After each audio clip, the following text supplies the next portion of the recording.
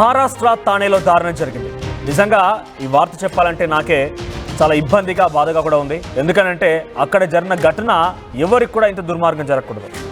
అయితే మహారాష్ట్రలోని తానే జిల్లాలో ముంబ్రా అనే ప్రాంతంలో ఒక పరంతస్తుల భవనం, ఆ భవనంలో దారుణమైన ఘటన చోటు చేసుకుంది. సో పక్కనే ఉన్నటువంటి బిల్డింగ్లో ఒక అమ్మాయి ఆడుకుంటూ ఉంది.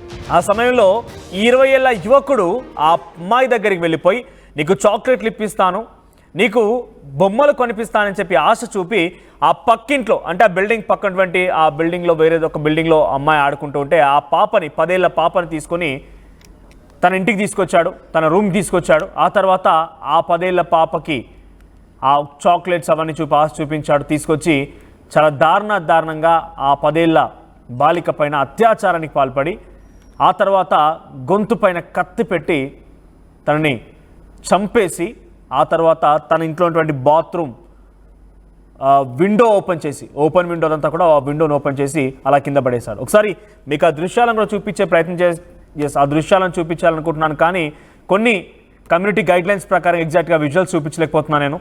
ఒకసారి ఊహించండి, 10 అంతస్తుల బిల్డింగ్లో 6వ ఫ్లోర్లో ఇక్కడ కనిపించే ఈ దుర్మార్గుడే, ఇక్కడ ఫోటోలో కనిపిస్తున్న చూడండి, ఈ దుర్మార్గుడే ఆ యువకుడు, ఈ దుర్మార్గుడే ఆ పసిపాపని, 10 ఏళ్ల బాలికని నీకు చాక్లెట్స్ ఇప్పిస్తాను, బొమ్మలు ఇప్పిస్తానని చెప్పి తన ఇంటికి తీసుకొచ్చుకున్నాడు.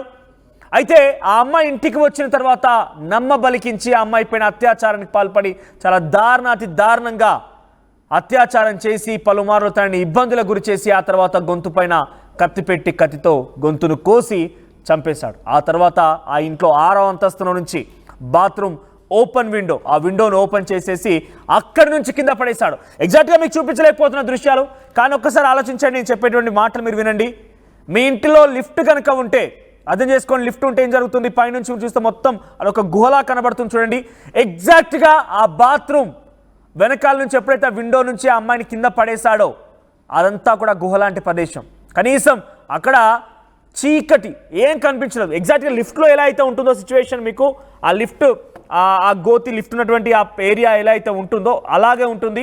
ఆ గోతులో పడేశాడు. ఒకసారిగా భారీ శబ్దంతో ఆ అమ్మాయి కింద పడిపోగానే కొంతమంది మహిళలు అక్కడ ఉన్నటువంటి అదే అపార్ట్మెంట్ ఉన్న రెసిడెంట్స్ అందరూ కూడా పోలీసులకు ఇన్ఫర్మేషన్ ఇస్తే పోలీసులు వచ్చి ఈ 10 ఫ్లోర్ల బిల్డింగ్లో ప్రతిదీ కూడా క్షుణ్ణంగా పరిశీలించిన తర్వాత అప్పుడు ఈ దుర్మార్గుడు ఉన్నటువంటి ఆ ఫ్లాట్లోనే ఆ బాత్రూమ్ విండో ఓపెన్ అయ్యింది.